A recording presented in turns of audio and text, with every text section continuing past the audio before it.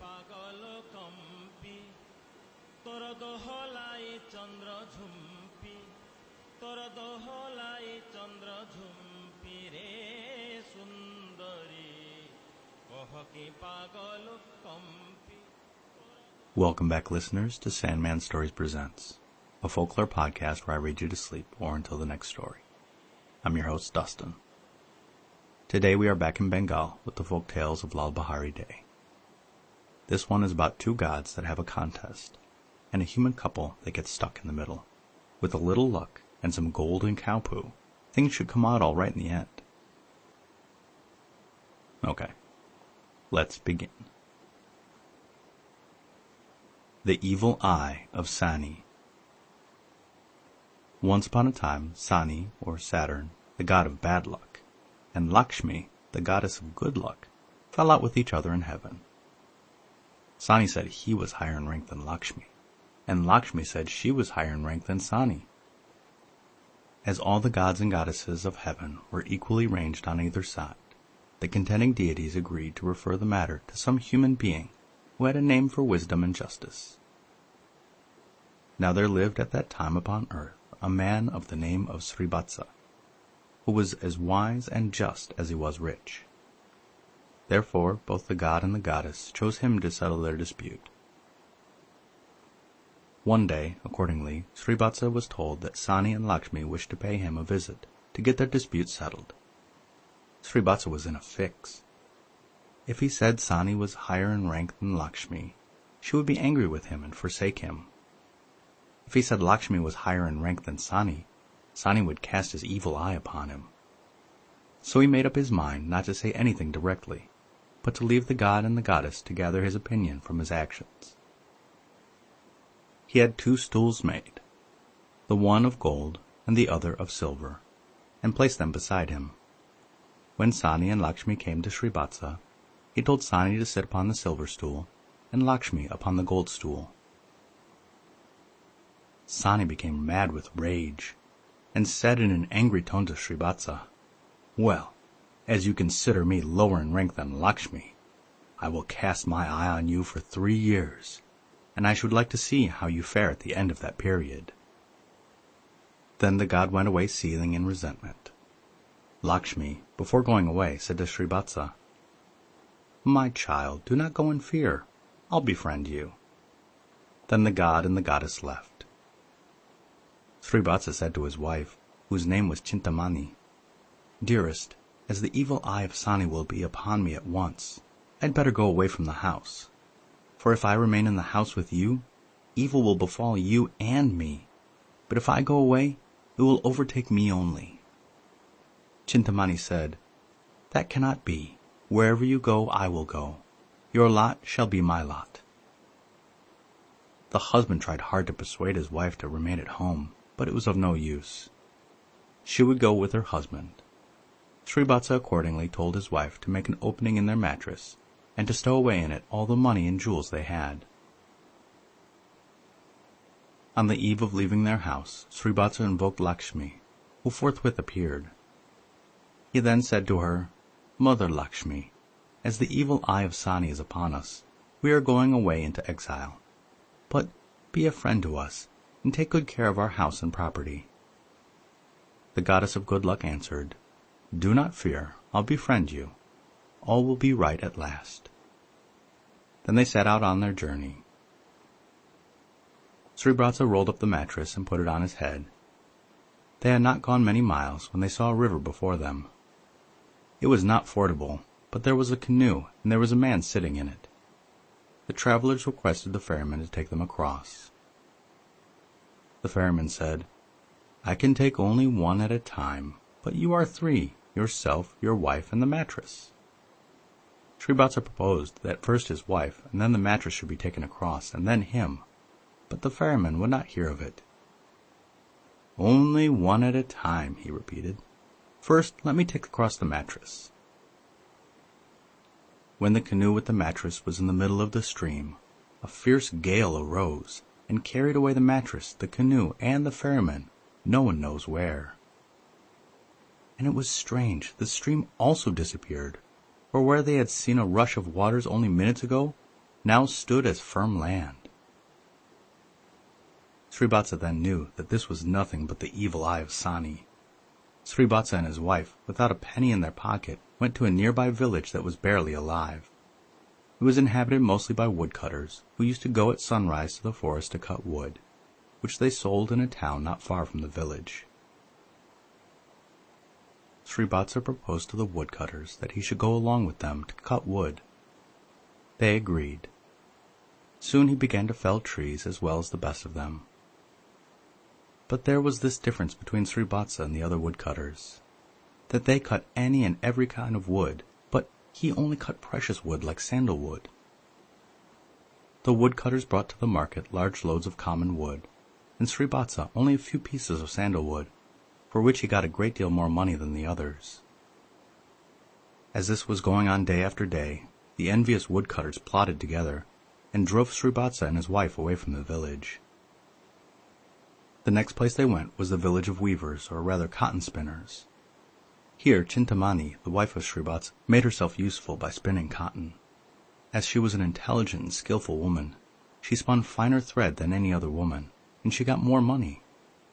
This roused the envy of the native women of the village. But that was not all. Sribatsa, in order to gain the good grace of the weavers, asked them to a feast, the dishes of which were all cooked by his wife. As Chintamani excelled in cooking, the ravenous weavers of the village were quite charmed by the delicacies set before them. When the men went to their homes, they reproached their wives for not being able to cook as well as the wife of Sribatsa, and called them all good-for-nothing women.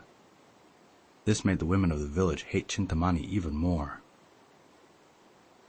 One day Chintamani went to the riverside to bathe along with the other women in the village.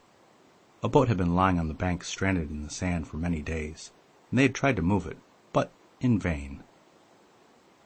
It so happened that as Chintamani touched the boat by accident, it moved off through the river. The boatmen, astonished at this event, thought that the woman had an uncommon power and might be useful on similar occasions in the future. Therefore they caught hold of her and put her in the boat and rowed off. The women of the village who were present did not offer any resistance, as they hated Chintamani. When Sribatsa heard how his wife had been carried away by boatmen, he became mad with grief. He left the village, went to the riverside, and resolved to follow the course of the stream till he should meet the boat where his wife was a prisoner. He traveled on and on alongside the river till it became dark. As there were no huts to be seen, he climbed into a tree for the night. Next morning, as he got down from the tree, he saw at the foot of it a cow called a Kapila cow, which never calves, but always gives milk at all hours of the day whenever it's milked. Sribatsa milked the cow and drank its milk to his heart's content. He was astonished to find that the cow's dung, which lay on the ground, was of a bright yellow color. Indeed, he found it was pure gold. While it was in a soft state, he wrote his own name on it, and over the course of the day it hardened. Then it looked like a brick of gold, and so it was. Since the tree grew on the riverside, and the Kapila cow came in the mornings and evenings to supply him with milk, Sribatsa resolved to stay there till he would meet the boat. In the meantime, the gold bricks were increasing in number every day, for the cow deposited the precious article there, both morning and evening. He put the gold bricks with his name engraved on each one upon another in rows, so that from a distance they looked like a hill of gold. Leaving Sribatsa to arrange his gold bricks under the tree on the riverside, we must return to the fortunes of his wife. Chintamani was a woman of great beauty, and thinking that her beauty might be her ruin, she, when seized by the boatman, offered to Lakshmi the following prayer. "O Mother Lakshmi, have pity upon me. Thou hast made me beautiful, but now my beauty will undoubtedly prove my ruin at the hands of these men. I therefore beseech thee, gracious mother, to make me unappealing to these men, so that the boatmen will not touch me." Lakshmi heard Chintamani's prayer, and in the twinkling of an eye her hair grew bushy, her fingernails grew out like claws, and there emanated a smell not unlike popcorn. The boatmen, on putting her down in the boat, found her body covered with thick hairs which were giving out an odd smell. They threw her into the hold of the boat amongst the cargo, and every morning and evening sent her a little boiled rice and some water. In that hold Chintamani had a miserable life, but she greatly preferred that misery to the abuse that the man had planned for her. The boatmen went to some port, sold the cargo, and were returning to their country when the sight of what seemed like a hill of gold not far from the riverside attracted their attention. Sribatsa, whose eyes were always directed towards the river, was delighted when he saw the boat turn towards the bank, as he fondly imagined that his wife might be in it. The boatmen went to the hill of gold. When Sribatsa said the gold was his, they put all the gold bricks on board their vessel, took Sribatsa prisoner, and put him in the hold not far from the woman who smelled of roasted grains. They of course immediately recognized each other, in spite of the change Chintamani had undergone. But they thought it prudent not to speak to each other. They communicated their ideas, therefore, by signs and gestures. Now, the boatmen were fond of playing dice, and as Sribatsa appeared to them, from his looks, to be a respectable man, they always asked him to join their game. He was an expert player, and he won almost every game. So the boatmen, envying his superior skill, threw him overboard. Chintamani had the presence of mind at that moment to throw into the water a pillow which she had for resting her head. Sribatsa took hold of the pillow and floated down the stream till he was carried to what seemed to be a garden on the water's edge, sometime around midnight. There he hid among the trees, where he remained the whole night, wet and shivering. Now the garden belonged to an old widow who was formerly the chief flower supplier to the king of the country. Through some cause or another, a blight seemed to have come over her garden, as almost all the trees and plants ceased flowering. Because of this, she had given up her place as the flower supplier of the royal household. In the morning, after Sribatsa had hidden among the trees, the old woman slowly got out of bed. She could scarcely believe her eyes when she saw the whole garden ablaze with flowers. There was not a single tree or plant which was not begemmed with flowers. Not understanding the cause of such a miraculous sight, she took a walk through the garden. And on the river's bank she found, stuck among the trees, a man shivering and almost dying with cold. She brought him to her cottage, lit a fire to give him warmth, and showed him attention as she ascribed the wonderful flowering of her trees to his presence. After making him as comfortable as she could, she ran to the king's palace and told his chief servants that she was again in a position to supply the palace with flowers, so she was restored to her former offices as flower woman of the royal household. Sribatsa, who stopped a few days with the woman, requested her to recommend him to one of the king's ministers for work at the wharf. He was accordingly sent to the palace, and as he was at once found to be a man of intelligence, the king's minister asked him what post he would like to have. According to his wish, he was appointed collector of the tolls on the river. While discharging his duties as river toll gatherer, in the course of a few days he saw the very boat in which his wife was prisoner. He detained the boat and charged the boatmen with the theft of gold bricks, which he claimed as his own. At the mention of gold bricks, the king himself came to the riverside and was astonished beyond measure to see the bricks made of gold, every one of which had the inscription Sribatsa. At the same time Sribatsa rescued his wife, who, the very moment she came out of the vessel, became as lovely as before. The king heard the story of Sribatsa's misfortunes from his lips, entertained him in princely style for many days, and at last sent him and his wife to their own country, with the presents of horses and elephants. The evil eye of Sani was now turned away from Sribatsa, and he again became what he formerly was, the child of fortune. Thus my story endeth. The Nadia thorn withereth, etc. The end.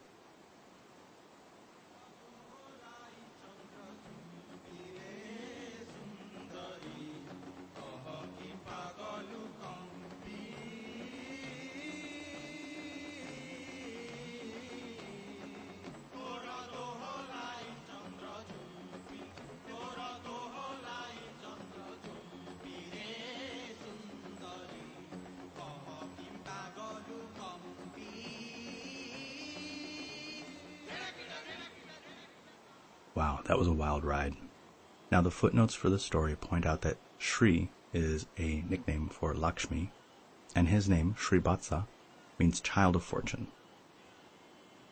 The opening of the story had the feeling of one of those Greek tales where the gods are feuding and some mortal gets turned into a spider or a flower. I changed just a tiny bit, as this was written a long time ago, and there were a lot of mouthfuls of sentences that just went on forever. Like 3 or 4 sentences, and it's one sentence. Or the clauses were so jumbled that I lost the point of the sentence. I was wondering where the golden poop was going in the story, and it turned out to be a cow that laid golden pies. Also, in the original story, the wife wanted to be ugly so that the boat guys wouldn't attack her and she could keep her purity, but I decided to change her into a binturong, which could totally fight off anybody who was trying to get handsy with it. And if you don't know what a binturong is, you should go look it up. They're a very cool creature found in Southeast Asia, and their urine smells of popcorn. I like how Sani just kind of gave up after being angry for a while. It was nice to have a happy ending there. And also how Sribatsa just happened to cure the flowers. It was pretty cool. So, cool story, and I look forward to more Bengali folklore. The podcast Shoutout is to Just the Zoo of Us, a place where you can learn more about the binturong and many other amazing creatures with Ellen and Christian, 2 cool animal lovers who rate animals out of 10 and talk about all of their quirks and charms. So go listen, rate, and give them 10 out of 10. Seriously, they're cool people. And the listener shoutout is to Béjaïa, Algeria, a small port dating back to antiquity. It is home to many speakers of Kabyle, a dialect of Amazigh, which is written in Latin script. Amazigh you might know as the language Berber, but that's an exonym. The people call it Amazigh. The city sits on a Mediterranean sea, with a mountain behind it that resembles a woman reclining. It is also home to the Barbary macaque, which is endangered. A cool math note, Fibonacci studied mathematics there sometime in the 12th century, and Algerian beekeepers were likely the inspiration for the Fibonacci sequence, rather than rabbits. I will attempt Amazigh, Shukran, and Id Amagez. Thank you, and good night.